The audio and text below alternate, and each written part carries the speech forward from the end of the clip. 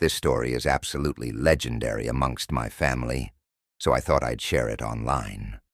When I was a kid, I can't remember what age I was, but me and my two older sisters, my parents, and my aunt all moved into a big 8-bedroom suburban 2-story house with a pool, wine bar, and everything fancy in between like a laundry chute. It was a great place to live. For a big family like us, my aunt got the majority of the top floor since she officially owned the house and understandably got first pick, except for one bedroom which my sister took while the rest of us were living downstairs.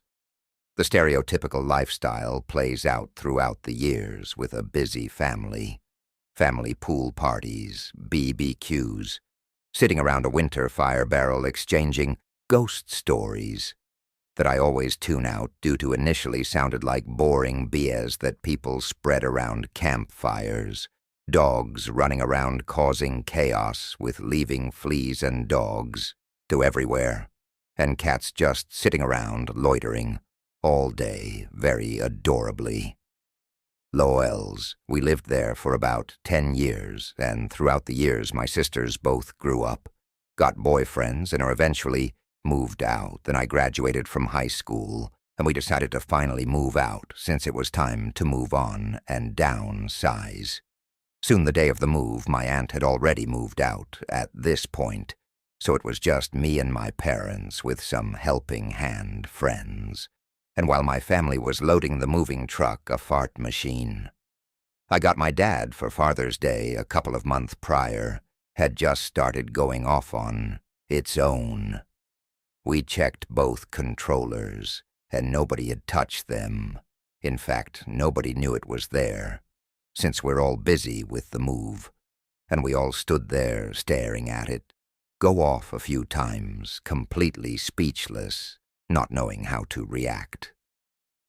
I hesitatingly laughed it off, joking that this house was haunted. And soon after that I went upstairs to check if we left anything behind before we finally left for new house, and lo and behold, I saw a reflection in the bedroom window standing next to my reflection of child, who was a spitting image of my child self.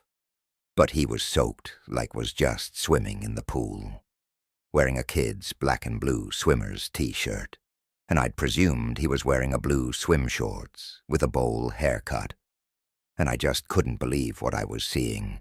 He just there innocently smiling and waving goodbye before fading away and disappearing. I couldn't help but wave back and whisper, "Goodbye, little dude." Then I proceeded to hastily leave the house, pretending that it didn't happen as me and my family finally moved on to a new chapter of our lives. Lately I've asked my sisters about the fart box situation, and they just laughed and said, "Bro, that place was haunted for years, and you never even noticed. We kept on seeing you in the house when you were at your friend's place.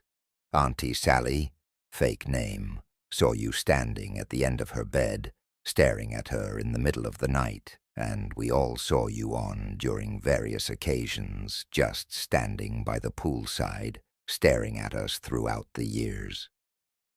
Then my sister went over the history of the house she and my other sister both looked up all those years ago, and found out that it's because a kid who looked like me drowned in that pool about a few decades before we moved in.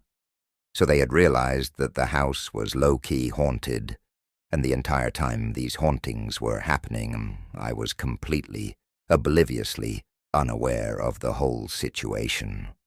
I personally never experienced any hauntings until that last day, so I figured that I looked so much like him he saw fit to leave me alone or have my back by haunting my sisters whenever they were being the stereotypical annoying siblings. So in conclusion, I had a ghost bunk mate who looked and acted like my unofficial twin brother that never had. I heard a lot of ghost stories about hauntings being bad, but sometimes it's just a true blessing in disguise. I hope that kid has happily moved on into the afterlife by now or is just having a blast, haunting the shit out his new roommates.